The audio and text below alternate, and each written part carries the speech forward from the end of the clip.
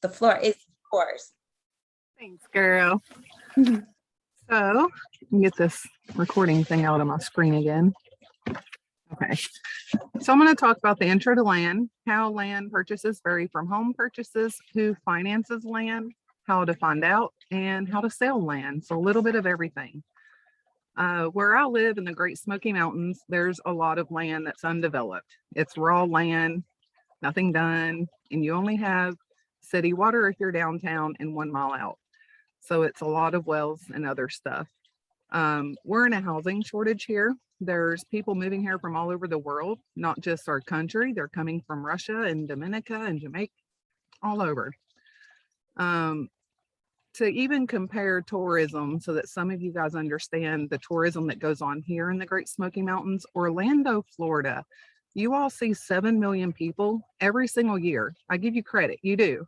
But here in the Great Smoky Mountains between Sevierville, Pigeon Forge, and Gatlinburg, Moonshine Country, we see 14 million people every single year. You all drive down the road and you see Florida tags. That's all I see when I'm down there, Florida tags all around me. If you all were to come here and drive down the same road, bring a picture of like the United States. I swear while you're here, in 2 days, you can check off every state in the entire country. That's how many people is here all the time. We have not caught a break in years. The new housing that we have seen built here lately for the past year or so has been for what we call J1s. I don't know if you all get those down there, but they come in from other countries to our country to work. Here, Dolly Parton pays a lot of them to come work at Dollywood. I live 7 minutes behind a water park called the Wilderness, Smoky Mountain. They do the same thing. So we are overrun by lots and lots of people, and not all of them are even residents here. The way I got into land is I actually signed up for Opcity, and I would say 1/2 to 3/4 of my leads coming in from Opcity are for land. It's people looking for places, wanting to build their own cabin, wanting to move here for retirement, or investors wanting to come in and do developments. And that's awesome. We are all up for new growth. So what else did I put on here? That's really what helped pursue me into land. So far, I've only been in real estate since March, and with the group same time. And so far, as a buyer's agent, I have sold 2 land purchases. I've sold 1 home purchase. I have 2 listings, both are land. And I have a pending contract that's a home purchase as well. So we'll get more from there. So that is a little about me. We're going to go into how land varies from homes. So first of all, you actually have to understand your clientele is different. They're not the same as home buyers. With home buyers, you guys are looking in move-in ready homes. You're looking for granite countertops, the rustic, the updated, the number of bedrooms, number of bathrooms. I don't get all that criteria. I get location, acreage, and their opportunity to customize it.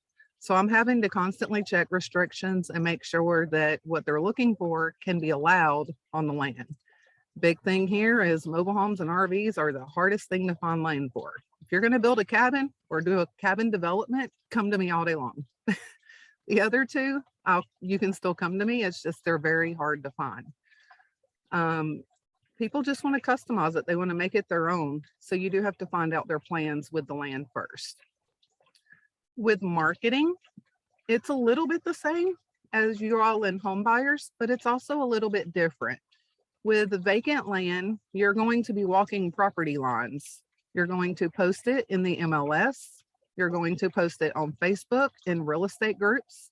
I also suggest posting in your local groups. We have a Sevierville Speaks Out, Seymour Speaks Out. I'm sure you all have Orlando local something.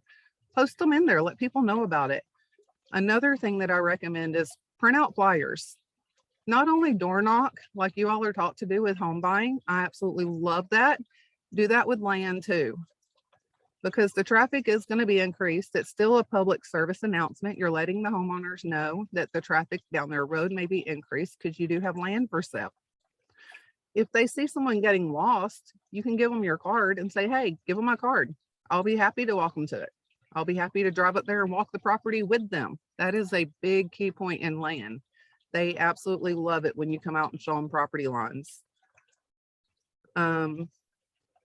Another thing is whenever you're door knocking, it's huge for the neighbors because you never know. The neighbors may be looking to expand their own land, or they may not want anyone building on that land. They may want to keep the views like I have in my background. Would you all want a house in the middle of that? No, we don't either. We want to preserve our mountains. So a lot of it is how you're going to build and what you're building. The commission is a little bit different. We'll talk about that here in just a moment. You do want to put signs out to advertise. That is going to be a huge thing with land. And then another thing I recommend with land is also take your flyers to the local builders in town. Let them know that land is now available, because builders know all kinds of people and they're going to help get that info out too. With homes, you guys can do every bit of that, but your homes are easy to show because you do have the kitchen, the bedroom, the bathroom. You can do open houses and clients can see and touch. So I do feel like homes are a little bit of an easier sell depending on what it is. But with land clients, I'm working with an easier clientele, I believe. Pricing can be expensive. Most of it's going to be a little less than what your homes are looking at. So with homes, you guys are looking at, I believe it's 5 to 7% commission, average around 6, somewhere in there. For land, we look at 6 to 10. Our average is 8. And that's because it's a lower commission usually, but at least that'll get people out there to show it for you. So that does cover marketing as well. Does anyone have any questions so far? No? No, not yet. All right. Who finances land? So as many of you have called me to find out who finances land, not just anyone will finance land. Actually, most people won't. So it's important for you to know who does.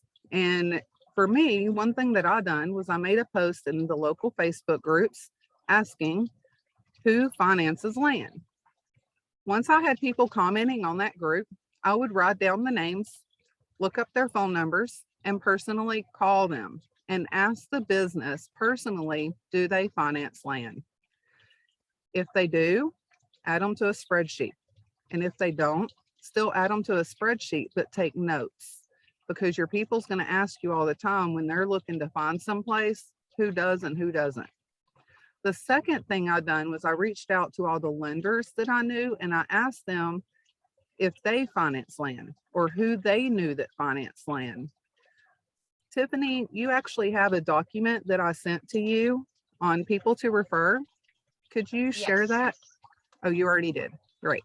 If you all could open up that people to refer document on the chat, you're going to see something I put together while calling all of these people and asking, did they or didn't they? So I now have a spreadsheet put together for localized, not only the title companies, I've done builders, I've done inspections, I've done different people that you're not supposed to recommend one to anyway, you're supposed to recommend multiples to. And I have gone through and put a list together. So when people contact me and ask, who can I use? I can easily go to this page, highlight it and send it to them. And recently, several of you are on my Facebook page and you know that I have done magnets. I was getting magnets together for a fall festival and wanting to share my business card, but I know the trick as a realtor, they throw that away. So how do we get them to keep it? I thought if we put other people's information on there with us, and I had 10 businesses plus me, that's a bigger chance they're not going to throw it away because they're going to need someone's number that's on there. So what I did is I put a magnet together and it has my information. It's got a builder, a custom furniture guy, it has a photographer, anything that has to do with a home, it has those on there for people to reach out. And that's something that I'm not only giving out at the fall festivals here locally, I am also mailing those out with postcards. So we're going to get to see the return on that hopefully soon. Here locally, to get back to who finances land, there is a company called Rural First. I don't know if you all have them down there, but I would definitely look them up because Rural First, they do finance land. Also, what I have found out here locally is any local bank will also finance land. So that has been a huge help for me. And you guys have that document. Alrighty, so how to sell land. First of all, with land, you're not gonna have all the nice pictures and the updated stuff to show to try to grab their attention. So you've got to capture good quality photos. You want to show the views from the land. You want to show it not just in drone photos, but I do recommend drone photos if you're allowed to use them in your state. Here we are. We just have to put that it is a drone photo. Yes, people want to see the views above the house, but people want to see the views down on the land. What are they actually looking at? I do recommend including the CRS map of the property. You want to zoom all the way out to where they can see the property lines, see the neighbors around them. Sometimes they'll have 20 neighbors around them. Sometimes they'll have 3. That's a huge thing to some people that don't want to be in a large crowd of people. Some people like to be in a city. But that does show the property lines and it'll show where it's located. I do recommend saving the CRS images, not only as your road view, but also do it as aerial view. The big thing in the aerial view is it's going to show them if it's wooded, if it's cleared, and what's on the property. So that is one reason why I do recommend that. Ask sellers if they've ever had it surveyed. You'd be amazed to find out how many owners have had it surveyed. Include that survey in your listing. It helps tremendously. It will tell you which tree to which rock. No kidding. You want to show setbacks for the home. On your CRS map, highlight the road frontage, any easements that's on the property. If there's a right of way, you've got to know all that. And that is definitely something to put in there because it's things that other people are looking for, specifically investors. They've got to have 50-foot road front before they can even develop. That's one thing I've learned by working with them. So you do want to check also and see if the land has ever been perked or tested for water. Send in your form. Here we send it to the environmental department. I'm not sure who you all send it to. It may be the health department, but definitely send that in and check on it. Also, walk the property yourself, all of it. Find out if there's a creek. Is there a stream? Is there trash? Was there a fire? You want to know just about everything with that property, and it's going to help the people that's purchasing it. You want to look up the tax info to find layouts of the land. Check acreage. You want to check HOAs. You want to check property lines and flood zones. You also want to document how far is that land from septic, how far is it from power, and how far is it from water? What cell phone service does that property offer? What internet carrier is it? How close is that land to schools? How close to businesses, etc., things like that. Are there any city restrictions on the property? And what are the deed restrictions on the property?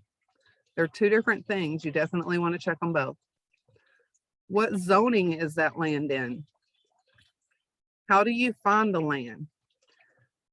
When you're selling a house, you can easily document what color the front door is, what to look for in the yard and stuff like that. With land, you're not going to have all that. So you definitely want to make sure your directions are specific and clear. Make the property very easy to find. You can even include the house next door's address that will help them find that land. We even use length and latitude or whatever it is, the GPS coordinates and all. You can use those too.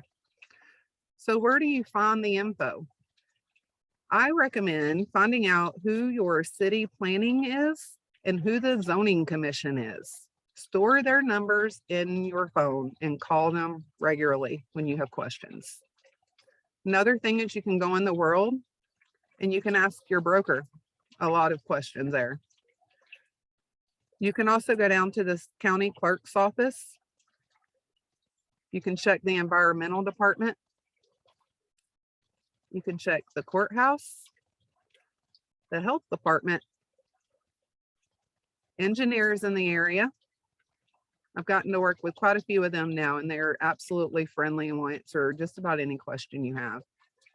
And the biggest one is neighbors. When you're door knocking, hey, what cell phone service do they offer out here? What cable do you have out here? Is it satellite? You can find out so much. Neighbors want to tell all.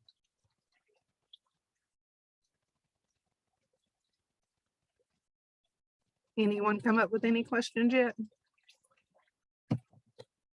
Lizette, what's up? Yeah, sorry, I came in a little bit later, but so far everything I've heard is pretty good. I've sold land before, but there's things you've said already. I'm like, I didn't do that, I didn't do that, I didn't do that. Yeah, I do have I do get all the time when I'm selling land, a lot of they say, I did learn that wetlands, for example, they'll ask me about wetlands. We can go to the map, but I say to them, I can't guarantee what the wetlands are because you would have to do an engineering, what do they call that report? The one that's like $800. And I tell them that is that Survey. correct? Or is there other ways? You do want to cover yourself. Always put in your MLSs that it is up to them to specify and verify everything that's in the MLS. That way it does cover your butt and kind of does push them to get the engineering surveys and things like that done. But a big thing is too, depending on the size of the land and the price you're getting for the land, it may be smart if you could work with a few different engineers and ask them, if I have a few different pieces of property and I call you, would you offer me a discount on that survey? Because you're sending them several different people and that would kind of be a referral for them. Okay. They may do it for a lower price. I know here, out of the engineers that I've used, there's 4 of them. 2 are about the same price. They're on the higher end, but then the other 2 are not on the higher end. And I feel like they actually help a lot more. Okay. I do have a couple of websites to give out that may help, and a couple of, well, it's one website and 2 apps. The website is called LOT, L-O-T, Network, Network.com. That website is specifically for lots and land. And what it does is it attracts targeted lot and land buyers for your piece of property. The 2 apps that I want to give out is called Land Glide app, LANDGLIDE. The other one is ONX.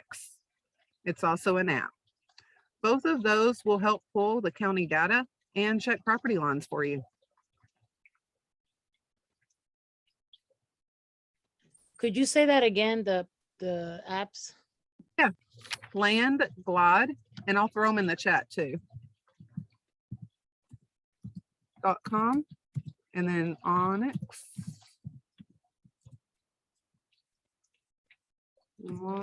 Network.com. There you guys go. Deb, I got a question for you, or comment. I know I missed the early part of the conversation. First of all, thank you for doing this for everybody. Really appreciate that. I do a little bit of land. I have a couple of stuff out there under pending. One, you said, what was how many people are moving to your neck of the neighborhood? How many people a year? We have a lot moving here, but our thing is tourism as well. Tourism, we see 14 million people a year, and that's what really gets this view out there. And they're not just coming from our country, which is crazy. I noticed when I'm in Florida, you guys have a lot of inside the country people flying there and renting cars, but then you guys do get a little bit of the outside country people too, because you're close to Cuba and those nice islands and all that really pretty stuff. Yeah, you said a little bit, and that kind of got my attention. Yeah. I'm in that corridor. Just to give you a number, in 2019, Orlando had 78 million visitors. Nice. So Visit Bureau just came out recently. They're saying 2024, they're expecting pretty close to 82 million visitors a year. Nice. So just imagine, it's not, people think theme parks, half the people come from theme parks. We have the second biggest convention center here, almost 3 million square feet. We are 1 hour from the beaches. Like, you have a little bit of both. So it makes a big difference.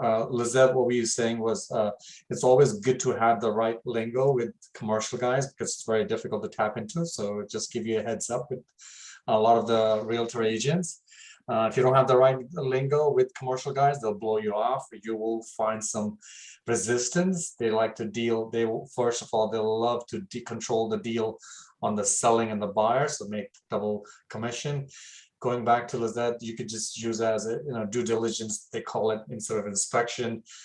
Phase 1, phase 2, environmental. And the wetland studies. Most of the counties have some wetland studies. They'll break it down, but it really depends when they get into it. It's always good to ask your seller if you've ever done a survey before, any kind of environmental done, and if they have that, you can share that information because most stuff stays the same. Or if it's a big piece of property, then the sellers or buyers will do their own due diligence before getting into any kind of a hard money situation.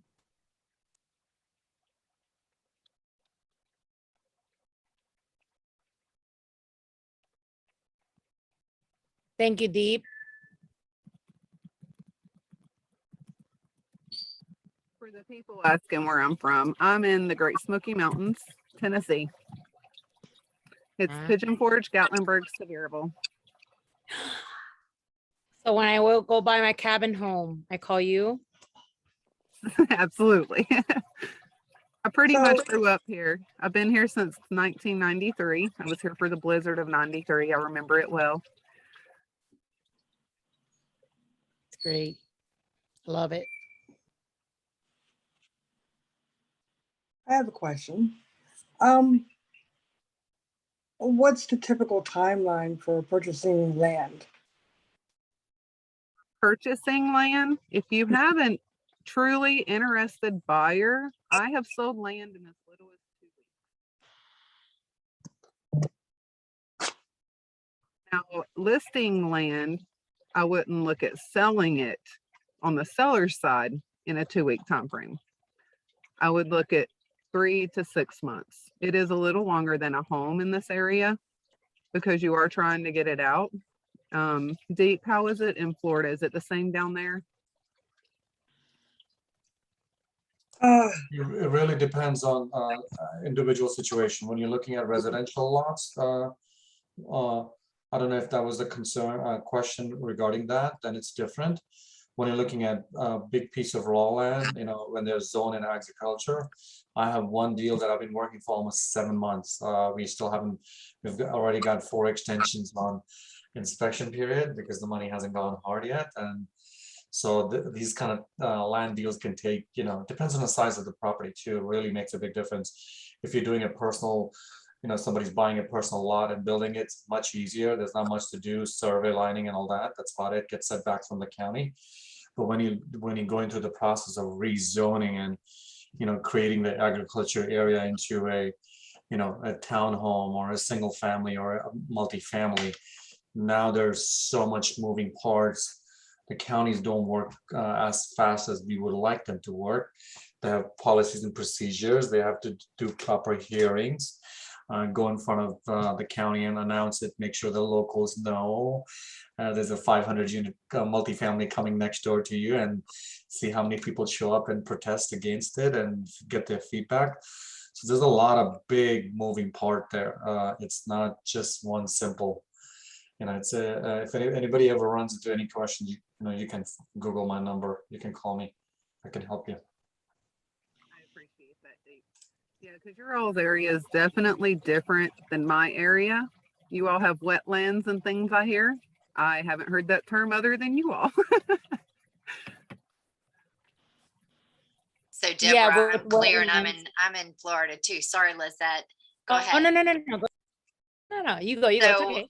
so wetlands are interesting in Florida because you have designated, or then you have prioritized, because we have seen developers here in Florida, and I'm sure in Orlando as well as North Florida, it'll be designated wetlands. People are developing the land, and then they're like, oh, nothing will be built behind that. That's designated wetlands. And in 2 years, guess what? There's a house behind them. So it has an interesting twist to it. And Deep is right. in saying that when you're dealing with large parcels, if you don't know the right vernacular when you're dealing with people, it's interesting. You know, Lizette, so far as getting into the offices that are around the properties that you're going to be listing, just like what Deborah mentioned, is huge. Let them see your face, because you know, in Florida, it's all about the relationships face to face. Duval County doesn't have a lot of people in person. However, they are Zooming or they are FaceTiming finally. So I just encourage you, just like what Deborah said, just meet those people, those city people and the officials, get to know who is in that district and what they want to see their district to be has been huge in 3 counties that I've worked in so far as land up here in North Florida. I'm working with a developer right now, and they're looking at doing container homes, and that's something that we haven't done here. You guys may have heard me talk about it before. We were closing on a piece of land. Well, it was like 3 days prior to close, it fell through. And they didn't get to buy that purchase of land because it didn't come out to the numbers they needed. The ROI wasn't right. It didn't come down to the right number per square foot acreage. They're needing at least 18 of these container homes to make their plan work. And we were looking at 18 acres. Well, when I sent it to the engineer, they had to have 2 acres per home. So that cut them down to 9. So we were like, no, thank you. So I've actually still been working with them. I've taken them out last month and showed them more property. They're from 3 different states. So they all come in all at one time, which was nice. We were able to get in the truck and just go, and they're coming back in November. But right now they're running another piece of property through all of their numbers, and we're praying that that one works out for them, because that would get them right next to the interstate. The Cherokee Indians are coming in here, exit 407, and they're putting in the largest gas station, I guess, in the country. It's called Buc-ee's. It's supposed to be bigger than the one out in Vegas. We don't have nothing like that here, so I'm excited. And I missed it when I was in Vegas. They're huge, by the way. Oh, They actually come from Texas. Texas started it, Buc-ee's. okay. And then they have 2 near Jacksonville. I don't know why Jacksonville, but there are 2 near Jacksonville, and they're gigantic. 21 gas pumps. Wow. Yes, and the store itself is food, merchandise, all kinds of stuff inside the store, and people just congregate there. We're excited for them, because one thing I have learned here is it takes more money actually to tear a mountain down than it does to build a mountain, believe it or not. Out at exit 407, the same land these Indians have now bought, we have watched 3 to 4 companies come in and buy it, try to level it, and go bankrupt. The next one comes in, buys it, tries to level it, goes bankrupt. So now they finally got it. It's the Cherokee Indians, but we do not allow casinos in Tennessee. So they couldn't do what they're known for over in Cherokee, North Carolina. So that's why they're doing a gas station and lodging. I'm glad it's not go-karts or something we have too much of already. It's funny, Deborah, that you're saying that you guys are excited to have that there. We have that every corner in Orlando. every new gas station has a 20 pump a station, a coffee shop, there's sandwich restaurants. It's getting to the new trend in Wawa, and these guys are paying almost like $3 million per acre, like an acre and a half piece, just for the land. Forget the build out. So it's that we've had it for a while. So I'm glad you're getting those. Yeah, we've got Exxons and Shells and things like that here, pilots. So we're used to maybe 8 pumps, 10 max at the largest one. So we're excited for that.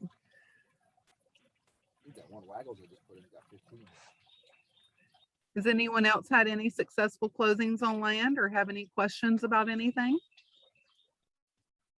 I have a question. One. Oh, go ahead, Tiff. Thank you. I don't know if you covered this, but it's more of just a curiosity question of mine for your personal business, since you have been working land. Is it been mostly investors and developers, or is it a good mix of like regular people wanting to just buy land to then build out their house as well? Is there a split or percentage that you have been able to identify yet? Yeah, out of the leads that I'm working with, I would say it's about 80% residential and 20% investors. Okay, cool. Because Two I of the knew with three that- investors, that's its own unique ball game. Because I've had conversations with Holly. And so I was curious how much of your business has also been with those investors, since that is also its own special beast, basically. But thank you. Jonathan, your My turn.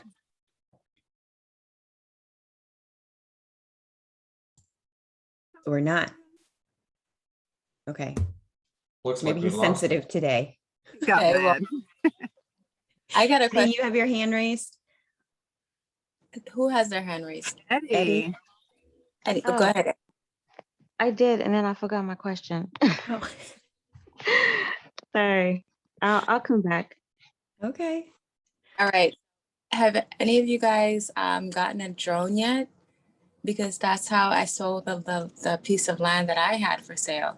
I had one of my friends is a photographer, and he did a drone shot, and I put it on the Facebook marketplace, like not just, regular personal Facebook, but the marketplaces and the groups that I followed.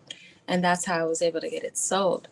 But now I'm like, I spent like $500 for the pictures and everything. I'm thinking about getting. Shop around, girlfriend. Oh, Huh? yeah. Shop around. You can find other photographers in your area that does the same thing. Same as photos. Everyone has a different package. Find 3 or 4 photographers, call them and ask them all what their drone package would be on helping you with land photos. I do have a drone photographer that I use. Lizette. Oh, Yeah, I sorry. remember. I want to just say this. My title company, we have a deal where for all my listings, they pay for my pictures, including land, and they do the drone. And I pay like $200 at closing. And they do the Matterport and all, but what I'm saying is exactly what Deborah's saying. You need to shop around. And plus, I think with the drone now here in Florida, you need a license to fly. Like there's like rules and regulations, and you have to be careful with that because if you do it yourself, what I mean, if you don't know the regulations of what they have, you get in trouble. But you shop around and look around, because like when I do a land listing, I just have the guy from the title company, their photographer, and they do all the drones and everything, and I include it in my listing. Very smart, Lizette. I never thought about even asking the title company something like that. But her telling about the license thing, that is true, I think, nationwide. Here you have to have a license as well. And there's a lot of places here that they are not allowed. So definitely check. They'll know the more of their zones than we will.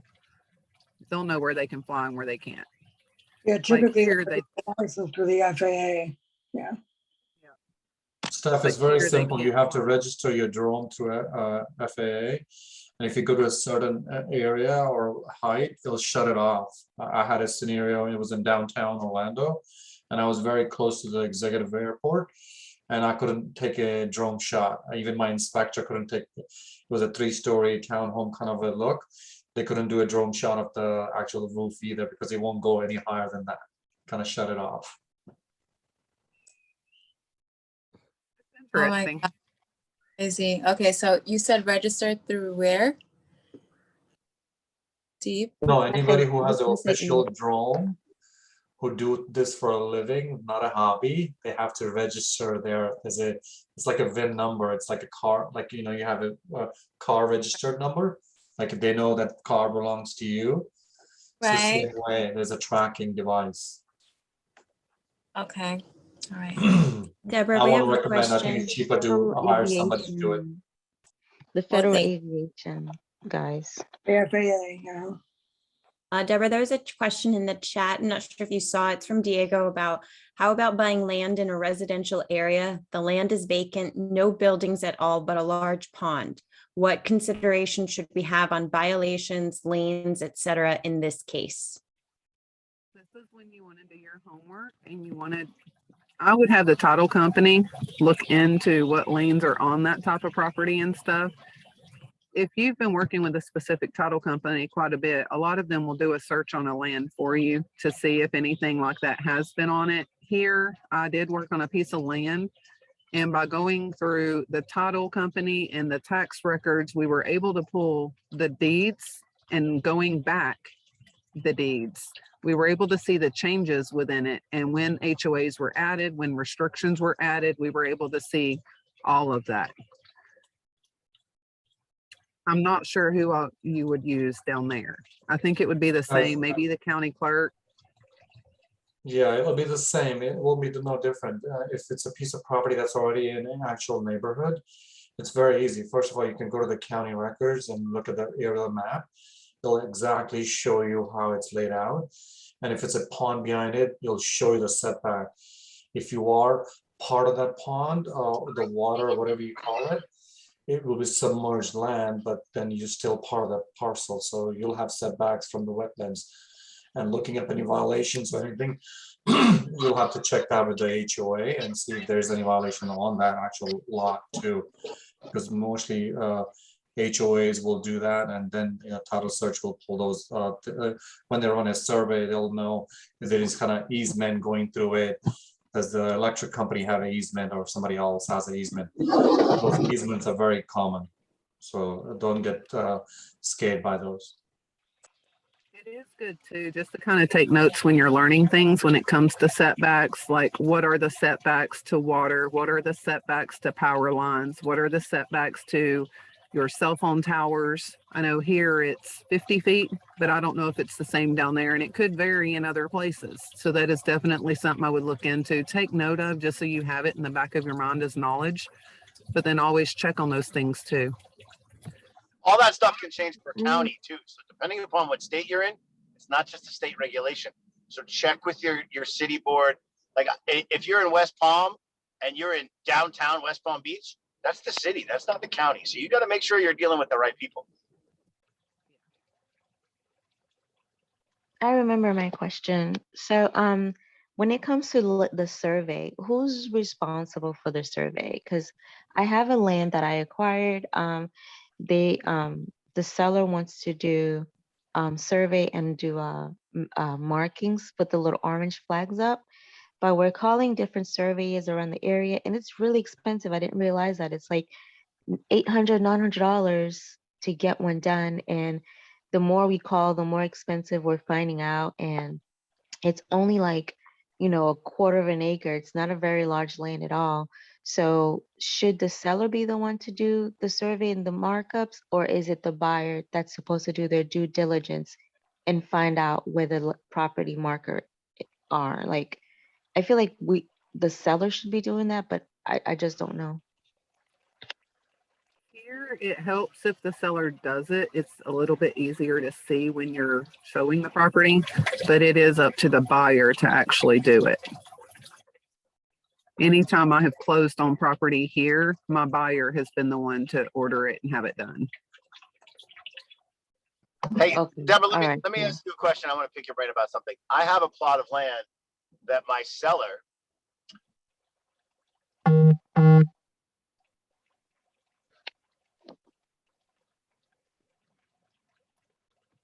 you there?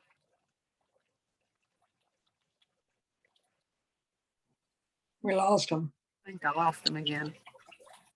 He's driving, which means at some point we're gonna get the super drawn out fragmented. Yeah. And when it happens, I can never kick that person out. I'll like remove, and it's like they're still there, or I'll mute and I'll say, yeah, he's muted, but then I'll still hear it. I'm like, okay. Or I asked the question about survey. Do they have an old survey? The seller has one or not? No, there's no survey at all. There's no history. I've called the county, I've called the health department, I've called zoning, I've called all the major players that would know something like that, and there's no permit of anything ever being done on that property. However, at one point in time, like back in 1982, there used to be a structure on the land, but it's no longer there. But there's no survey, no nothing, no The bigger permit. problem right now is all the surveys, engineers, all these environmental people are so backed up. Mm-hmm. over. So the prices have gone up. I know that's the other thing you're looking at, and you got a quarter of an acre, so then they know you have no choice. I So, know. And but either they way, that do. the buyer will have to do that eventually if they need to Okay. know the where the property lies and whatnot, Mhm. and just make sure that if they do a survey and if they don't close, get a hold of that copy. It'll save you time next time. Okay, got it. Thank you. What about doing a chain of title? A chain of title. Well, the owner just acquired the property through a family that passed away. So the deed and the deed had just been renewed and switched over, I think from the grandmother to now the grandson. So as far as titling goes, I don't have any information on if the title had the old markings or anything. I just have the deed. Mhm.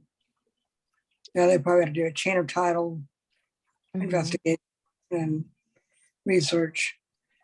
I'd probably tell you more about the land as well. Okay. Okay. And it's a little bit over a quarter of an acre because it's actually two parcels of land. It's the first parcel is about a quarter of an acre, and the second parcel it's less than a quarter, but together it's like maybe 0.4, but it's less than half an acre. Mhm. But you're saying a title chain of title would probably give me an idea of the markers where they Right. are. They should have it in the records. Okay. Has Thank that you. property ever been perked yet, Eddie? Nope, there's went to the health department, there were no permits. Okay. Yeah. I was just asking because sometimes they'll have that little map thing in there as well, Mhm. showing where all that took place. Yeah, I think I the did other thing I would all say my is due look for the diligence county and records nothing came up. and the parcel ID or the description will give you the setbacks. It'll tell you exactly. And I don't want you to determine the setbacks or how the border lies down, but it gives a better idea. Mhm. Is it in which sounding where is it at? Lake County, Polk County? Are you in my area? No, I'm in Virginia. The Oh. land is in Saxis, Virginia, and it's like a fisherman's town. Yeah, I'm in Virginia. Yeah, sometimes what you can do is go to the county side, and have you looked on the county and get an idea of how the area looks or the lot Mhm. looks? I have. I've Okay. actually been to the lot myself and visited it, took pictures of it. Have you been able to pull it up on the CRS to find your lines? What is CRS? That's a good question. Seriously. That's a good question. Is that one of the website you just shared with us on the chat? No. Gonna get somebody killed Do too. you all have CRS down there? Here, it's part of, Is that IMAP for us? Maybe IMAP?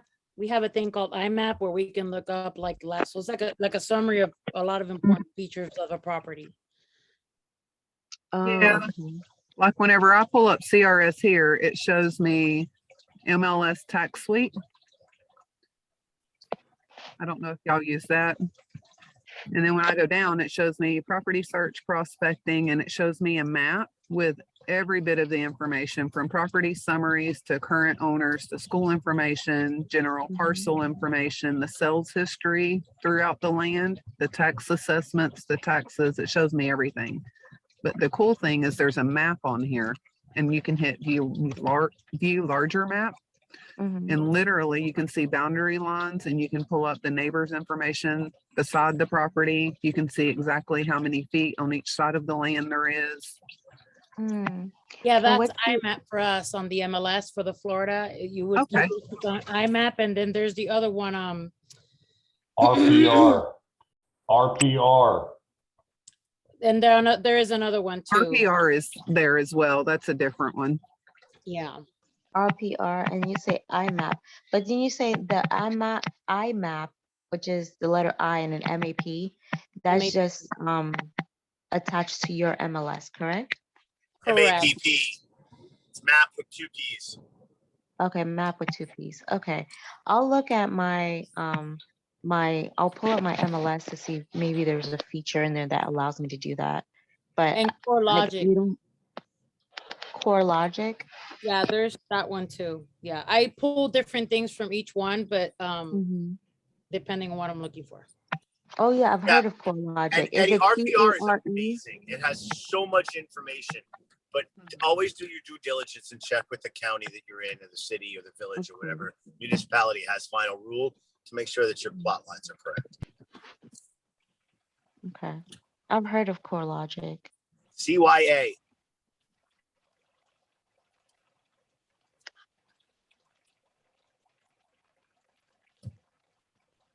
Also, the property appraiser's website, at least for Orange County, is super amazing. I mean, you can do a lot with it. It just depends on the county, but there's a lot of resources for us here in Orlando, specifically, so we can draw different things. And some of these apps are good for the summer, right? Like I don't need to go into a certain, like if I'm looking for certain things, some of these put a summary so you can get what you need.